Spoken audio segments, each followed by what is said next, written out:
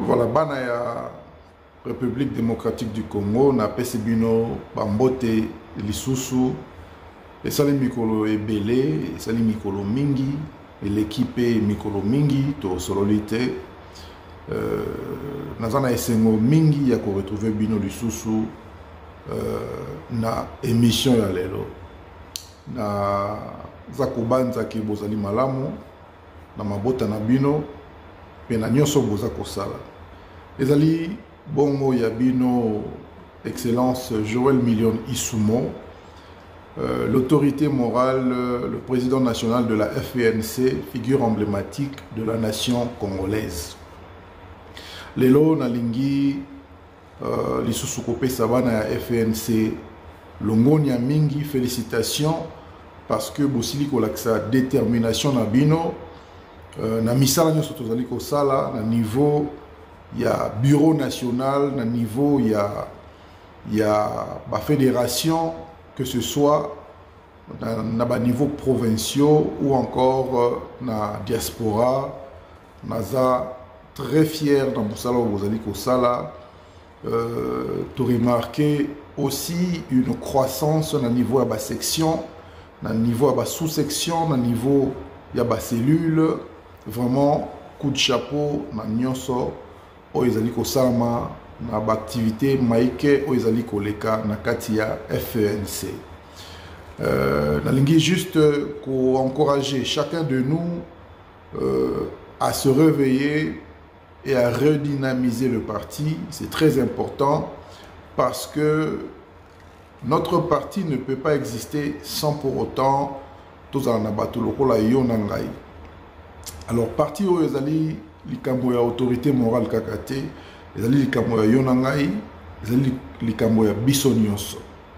C'est pourquoi tozwa yango mingi vraiment à cœur, tozwa yango lokola et lokona biso moko pour kekende liboso. Je salue aussi les efforts du bureau national où ils ont abattre un travail de titan, où ils ont lalaté, où ils ont proposer toujours ma piste de solution pour que parti Nabiso et qu'il liboso. Et na kozanga te kopé sa secrétaire général Nabiso ba mbote mingi, longonia mingi na musala makasi oyo ozali kosala na kati ya parti. Vraiment tozali toujours ko soutenir pe ko appuyer ba démarche nyonso ozali kosala na kati ya parti politique Nabiso. Na lingi tolobela likambo moko rapidement tolobela mwa makambo mwa mingi d'ailleurs lingi to banana na likambo ya guerre à l'est de la RDC. Chers camarades, chers compatriotes, essayez de comprendre que la guerre oyo RDC za ko subir ndenge ndeko Martin Fayulu alobaki tope ndeko Moïse Katumbi alobaki que ceux qui bapesi bango bokonzi bako lekisa 2 ans te bako silisa yango. Moi je pense que ça ce sont des mensonges. Comme je le dis toujours, il faut réaliser d'abord que la RDC n'est pas seulement agressée par le Rwanda parce que ils allaient guerre moko par procuration. Il y a aussi un autre problème à considérer. Les gens qui soutiennent le Rwanda sont les mêmes personnes qui soutiennent Moïse Katumbi et Martin Fayulu. Alors, boni bana ya Congo bakoye sabino que biso to koleksa désenté to aussi sa guerre Rwanda. Pour moi, c'est quelque chose qui est inconcevable parce que comment voulez-vous accepter que bateau bazole sabino bateau bazako soutenir bino lobby bola mukabolo ba ketonito boma bango tonito détruire bango. Donc c'est comme on dit, le ridicule ne tue pas. Bana ya Congo et sengeli bofungo la miso botika ko accepter n'importe quoi, botika ko accepter pe ko yamba ba discours nyonso. Et je voudrais que boyeba que la RDC n'est pas seulement agressée par le Rwanda. la RDC est agressée diplomatiquement et systématiquement. Parce que, voyez-vous qu'il y a des entreprises, des hommes d'affaires et des décideurs qui sont derrière cette guerre. Ils sont derrière la RDC parce que l'Union va protéger l'intérêt na bango. C'est pourquoi ils veulent à tout prix balkaniser la RDC. Et face à l'agissement, nous ne pouvons que dire que Essengeli to défendre le territoire nabiso. La ligne a fait la parenthèse moi pour la likambo ya Bunagana parce que likambo Bunagana aussi est ça ko vraiment réseaux sociaux mingi est ça ko ningisa mboka nabiso et bato mingi baza ko mituna mais comment est-ce que Bunagana est toujours occupé par des rebelles? Au fait, la vérité est ça que Bunagana est occupé par des rebelles. Bunagana est occupé par le Rwanda. Et c'est que Batonion dans le monde entier que Bunagana est occupé par la rebelle.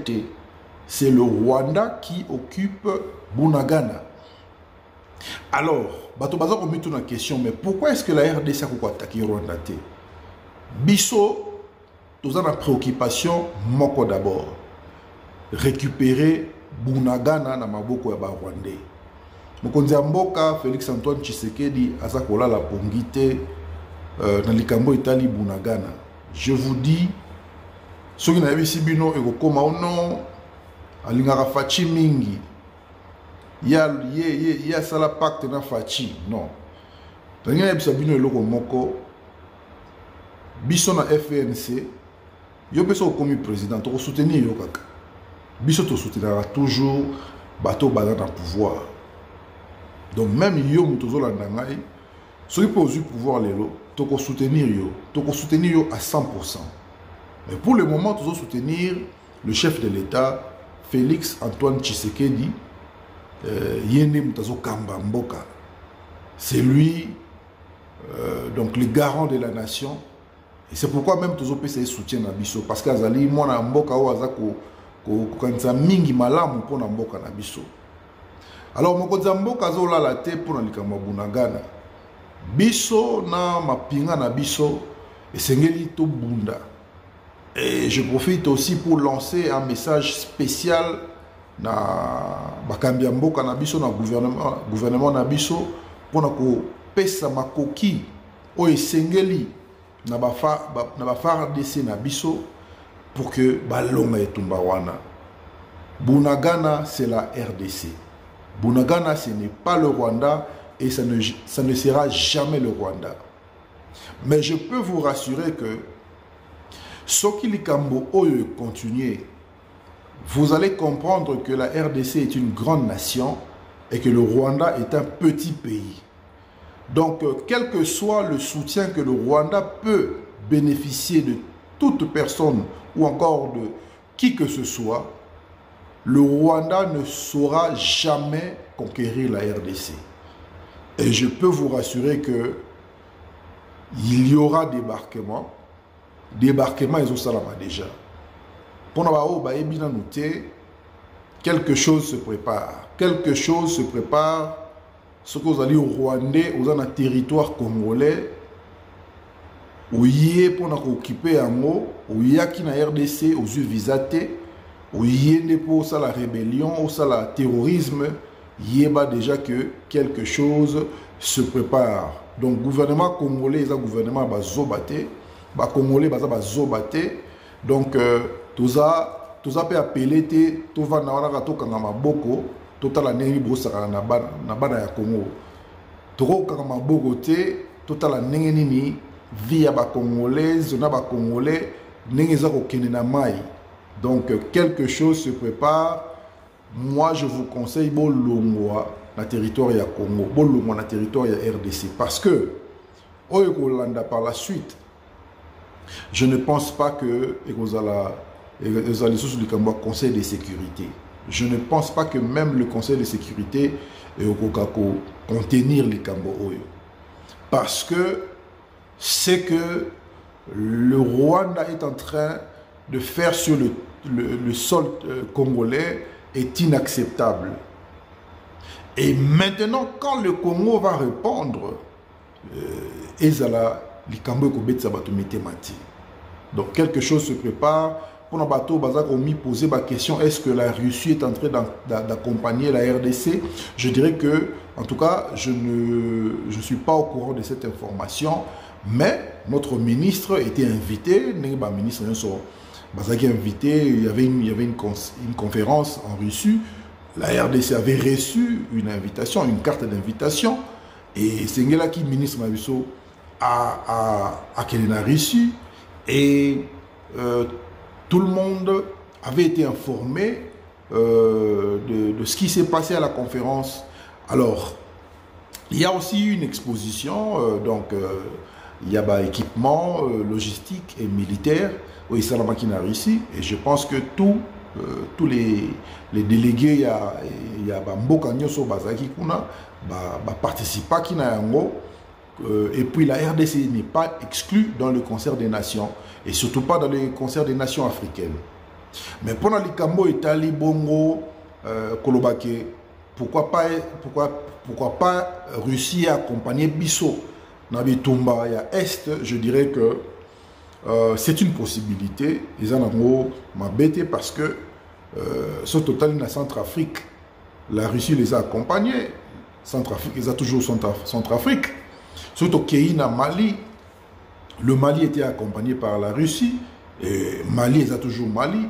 Donc ça ne sera pas différent. Ce qu'il est là, la RDC aussi décide que la Russie doit nous accompagner dans cette guerre. Bokolobake, non, c'est un problème d'ingérence dans le pays parce que Kenyan Baya, il y a force régionale, Ougandais, et puis maintenant Russie. Je ne pense pas que c'est un problème d'ingérence dans le pays parce que même notre armée et ça les s'appelle Bandeko Belé en Afrique. Donc avant l'indépendance, déjà la guerre mondiale, l'armée congolaise est intervenant dans Babitumbe Belé ou et ça Mboka Belé victoire. Et après l'indépendance, on a beaucoup intervenu dans Mboka Mingi. Et même avant l'arrivée, je pense, de Mzee Laurent Désiré Kabila, l'armée, il y a Mboka Nabiso, ils allaient toujours intervenir et il y a Mboka Belé. Et aujourd'hui, ce qui va Zongse Biso à Sancerre, je ne trouve aucun problème, aucune complication à un niveau, il y a pour ça RDC. Donc vous devez savoir que il y a aussi l'africanisme. Donc nous les Africains, tant où on a un problème, tout se précipite toujours pour que nous ça. Et les autres personnes qui ont eu problème, ça ne doit pas être un problème. Alors, nako lobaka na ba Congolais nyonso que bo za na motema ko kita. La RDC n'est pas une petite nation. Oyo, Rwanda a manipulé. Bien que Bazali ko bundisa biso par procuration, et Sengeli Boïbake, RDC, nano alobi, dernier mot a été. Donc le peuple congolais ne peut pas continuer à mourir comme des animaux, comme des mouches, comme des moustiques. Il y a quelque chose qui se prépare et vous devez aussi continuer à soutenir les forces armées de notre nation parce que Bazako Sala, Moussala Makasi, Boutou Moi, Bazako Lalate. Nakolo Balisu Suboy, na Makambo Italie, Mokonzi Mboka na biso na soutien na biso à 100%. Toza ko soutenir ye, tozo pesa confiance parce qu'azali mona ya mboka. Tolelaka mingi na Congo. Nzamba pesa so mokonzi ya congolais. Nzamba atinde la biso pesa mokonzi moko ayebi ba réalité même ya mboka mutu pe azana moi parcours politique et nzamba ko lo sambo na biso atinde la biso Félix Antoine Tshisekedi Tshilombo. Et aujourd'hui tozu président congolais yo congolais kaka okomi ko bundisa ye. Et vous savez que Des fois, vraiment, on a mis tout dans la question, est-ce que Congolais est Likambo Lingi? Est-ce que Congolais est Loko Luka? Parce que un président comme Félix Antoine Tshisekedi, je vous dis la vérité, celui qui te perdre et tu regretter les sous. Vous savez, au temps de Mobutu, c'était toujours comme ça. Mobutu Aya, il est venu avec son idéologie et il a réussi à recréer donc, une chorale, disons, une petite chorale. Mobutu a réussi ça comme ça, là, une petite chorale autour de lui. Et ces gens, tant que Mobutu a alors maintenant, les acteurs politiques poussent un peu de naïe. Tant que poussent un peu de naïe, le roi va comprendre qu'il y a un peu de naïe. Donc, il y a un peu de naïe pour que il y ait un pour que il y ait un trésor public, pour que il y ait une caisse à l'État. Et c'est le même système où ils ont salama depuis Mobutu, ti na mokola lelo. Et tu as un ministre, tu as un gouverneur, tu as un dirigeant dans Mamboka Nabiso. Le problème avec le Congo, c'est le système qui doit être cassé. Le système doit être cassé et le système a été malheureusement soutenu par les textes. Donc, Sotolingi Congo Bongalelo, il faut passer par le référendum. Et Sengeli. Donc, Congo est les cas par le référendum. Donc, nous avons vraiment un acteur politicien, acteur politique, Nyonso, il y a Congo, tout vendre autour d'une table pour nous comment est-ce qu'on peut casser ce système. Na texte ezali actuellement, ancien président Bazali protégé, ancien ministre Bazali protégé, et il n'y a rien que la justice peut faire. Parce que vous signez un mot déjà beaucoup mal. Alors l'homme politique congolais a tellement malin, tellement rusé que Nyon se allé sur papier. C'est ainsi que Mboka est déméré dans la crise, dans la situation précaire. Nous vivons dans une promiscuité. Pourquoi? Parce que tout est bien organisé. Donc c'est un désordre très bien organisé. Moi, dans le Congo, ici, aux Ali, les députés, ici, aux Ali, molobelia peuple. Parce que le peuple a voté pour que vous l'obéissiez. Nazo benda penza ba député nyonso matoi pour koloba boye. Et sengeli to le kana référendum. Pourquoi est-ce que sengeli to le kana référendum? Parce que nous devons changer les textes de ce pays. Il y a beaucoup de gens qui ont commis des désordres, ils ont commis des crimes dans ce pays, qui sont protégés par les textes. D'accord. Et les lots, Mboka n'a pas souffrir. Nous devons changer les textes. Et c'est très important pour que le lobby Congo n'a pas la meilleure. C'est pourquoi on a un ministre le roi Matata Pogno, Sami Badibanga, Bruno Chibala, Mutosimba Bango Zatin, Ilou Kamba, Mutosimba Bango Zati. Parce que ça protégé. L'ex-président Joseph Kabila, il est protégé par les textes. Borosimba été. Atabomé la justice. Justice a constaté vraiment qu'il n'y a rien contre ce monsieur. Et c'est la raison pour laquelle Nazako Benga, Congolais Nyonso,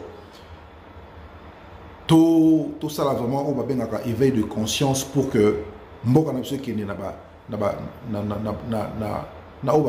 référendum. Nous avons besoin de ce référendum pour annuler le texte Nyonso, pour modifier le texte Mboka na biso Nyonso. J'ai déjà parlé sur la révision de la Constitution. Il y a des pays africains où ils ont bongo texte moko où ils ont aïe la biso en Afrique à imposer biso. Et aujourd'hui, je parle de la révision des textes de notre Constitution. Pourquoi? Parce que il y a eu des gens malins, des politiciens malins au Baya changer le texte pour le bénéfice de bango. Donc, azala zalate mon kota na komonae. asala musala te azozo mbongo na ye. Donc bana ya Congo na kosenga na bino bofungola miso dans likambo etali bongo ba texte ya mboka na biso, parce que ce qui ba texte ezali modifié te, ce qui ba texte ezali annulé te, rien ne va marcher dans notre pays. Nalingina lobela pe likambo etali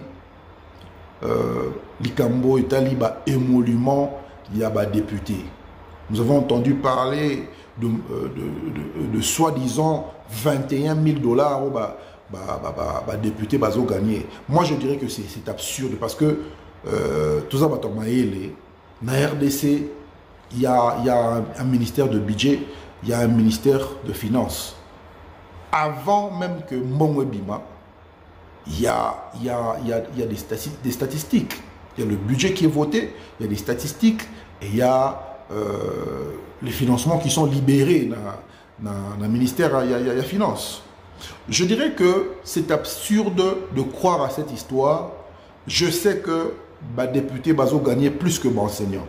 Je sais que les députés bazo gagner plus que les policiers et les militaires.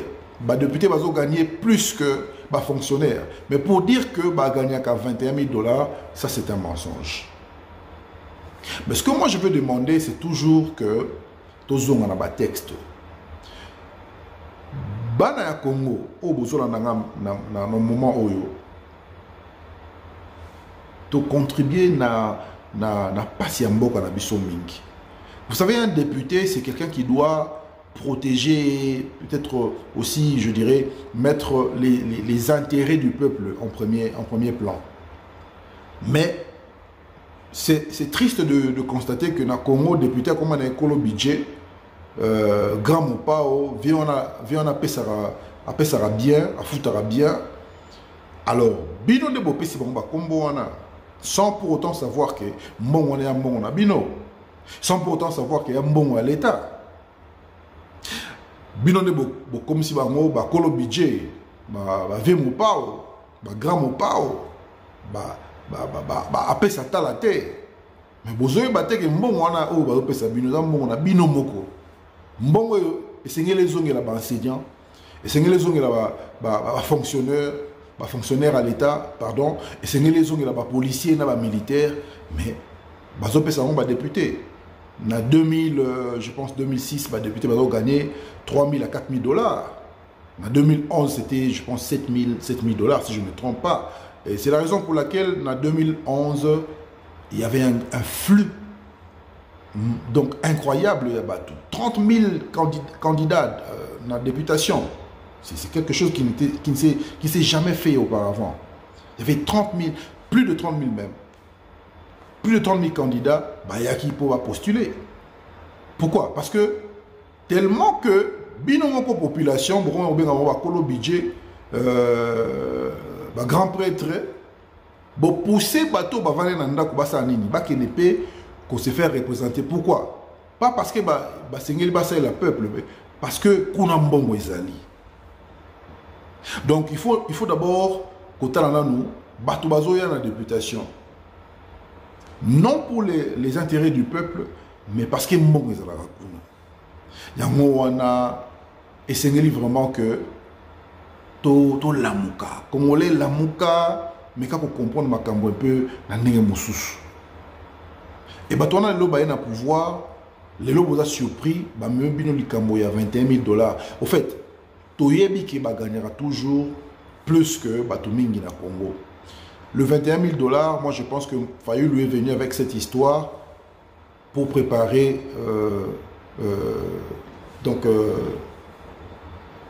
sa candidature en tant que président de la République. Moi je dirais, ce sont des arguments qu'il amène pour nous distraire le peuple. Moi je dirais que il ne faut pas bolanda Martin Fayoulou.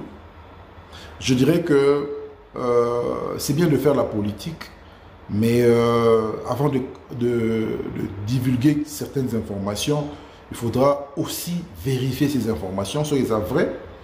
Et puis, soit elles sont vraies, bateau, à disposition à bateau, ça ne sera pas un problème. Donc, peuple congolais, beau se laisser manipuler dans 21 000 $, Bon, se laisser manipuler, na soi-disant 1000 $ de plus, puis 5000 $ de plus, ça sont des mensonges. Parce que ceux qui vraiment députés ont gagné 21 000 $, en tout cas, moi je préfère rester député à vie. Parce que 21 000 $, 22 000 $, 25 000 $, c'est quand même beaucoup d'argent. C'est quand même plus que les salaires du président français, du ministre allemand. Je dirais que ils sont bénéfiques. Alors, bon, on a distraction, il y a 21 000 $, tout se concentrer dans Makambo, ils allaient important. Parce que, et le Kowana, et le distraire Bisso, tant au gouvernement, ils ont ça, Moussala, besoin de 21 000 $, pour tout ça, on a tant que nous avons 21 000 $, Bisso, tu vas nous dire, Banzele zo tongama, Moussala zo salama, Bana bazo tanga classe, ba salaire et ba professeur, ils ont mata. Bah, salaire à l'enseignant, ils ont mata. Bah, tout le monde qui paie moyen de transport. Et le budget, il y a Mboka, ils ont mata. Kanyak, il y a RDC, ils ont mata. IGF, ils ont moussa. Et puis, bah, recette, il y a Mboka, ils ont mata toujours. Bah, recette, ils ont jamais auparavant. Aujourd'hui, tout ça, bah, recette, Oyo, ils ont vraiment. Incroyable, du jamais vu. Il faut te féliciter, Moutouane. État des droits, ils en marche, ils allaient, et le roi n'a jeté. L'autre, on a Batoming Mana, Ndinga, président de la République, oh, le Bakanisi qui est bazali, intouchable, oh, commis touchable. Donc, c'est-à-dire que le président de la République a un népotisme, a un favoritisme. Vous avez pirié pour mes atteints, vous avez mastanaé pour mes atteints, sans salimabé, l'état des droits est allé. Donc, mi beko neko suksayo. Rosano pire, Rosano master, Rosa peta msupe ou yeda epe mingi na passé tant msusu. Mais keba na mi beko à l'état. Parce que, moutouazara, au-dessus de mi beko à l'état, azalarati. Et puis, ce que j'aime avec notre président, c'est que se rassurera toujours que Moutouaza Likolo Mibeko ya l'état. Bana ya Congo na lingibino mingi, bana ya FNC na lingibino mingi, na ko senga na bino bozala na elikia mingi pona mboka na biso. Mboka na biso Congo tokolonga. Tozokende vers les élections, nous sommes à 17 mois des élections. Na ko senga na bino bana ya FNC beau se procurer un programme électoral Nabiso. Nous sommes dans une phase de consultation et j'aimerais vraiment que tout le monde ait la capacité pour se faire consulter, pour se faire entendre par le président national, pourquoi pas par le bureau national. Nous sommes ouverts pendant au moins 4 semaines. S'il y a des préoccupations, vous serez biso, vous contactez biso, vous partagez ma candidature na biso pour la bonne marche de notre parti politique, la FNC. Toza pour continuer toujours, pour se préparer pour la élection. Toza a besoin de nyonso na katia FNC. Na sepeli mingi na bandeko nyonso ba rejoindre biso récemment. Boye lokola ba briko ezangaki. Na katia parti na biso pour bâtir édifice. Tout ça na bino mingi et puis tout ça ko liki que musala okende liboso à travers boye na bino. Alors pour na bandeko bazangi ba fédération to pe ba section, je dirais que ce n'est pas encore trop tard. C'est possible tous à la peine dans la fédération dans la section côté Ozali. Si vous avez des initiatives par rapport à la fédération ou encore la section Bolingi Komona, vous hésitez sur le bureau national, vous assister bino, vous hésitez sur le biso pour l'intérêt à partir de biso. N'oubliez pas que notre parti, c'est notre pays, parce que tout ce que nous faisons dans le parti, c'est pour l'intérêt des Congolais. Et dans la partie Nabiso, l'intérêt du peuple vient avant tout. Donc c'est pourquoi nous disons toujours que le peuple avant tout. On a un slogan na biso na bandi eloko na web sabino ezali tozala na courage ya kotelemisa parti na biso, tozala na courage ya ko sensibiliser pe ko mobiliser bandeko nyonso, tozala na courage ya ko tombola parti na biso pour que ekende liboso. Tozala na besoin na yo, tozala na besoin ya bato nyonso. Nous ne discriminons pas ozala mukuse, ozala mulai, ozala mwindo, ozala pembe, ozala munene to mukie, ozali donc la bienvenue ou encore le bienvenu nakati ya FNC. Donc nakosenga na bana FNC nyonso to tambola na bolingo na bomoko na respect ya baene, respect ya baleki. Nakati ya parti na biso tribalisme ezali permité. Donc toza biso nyonso ba congolais ezala oza muluba ezala ozali mongala moswahili mokongo toza biso nyonso bana ya Congo. Donc tribalisme eza na esika te, ba parti pris eza na esika te, ba injustice eza na esika te. Toza pe lisusu ko prôner pour l'émancipation de la femme, c'est-à-dire ezala oza mwana mwasi nakati ya parti na biso oza la bienvenue. Parce que basi ba mama soki batelemi makambo pe etelemaka, ba mama soki bazui makambo mboka ekendaka pe liboso. Donc voilà ce que je voulais quand même te partager na mokolo lelo na pesi bino mbote pe merci lisusu na confiance boza kosala biso. En tout cas merci lisusu na les amis d'excellence, merci na bandeko nyonso ya Fondation Joël Million. Et puis un grand merci na ba membre nyonso, ba militant nyonso ya FNC. Tokutani lisusu à la prochaine. Merci beaucoup.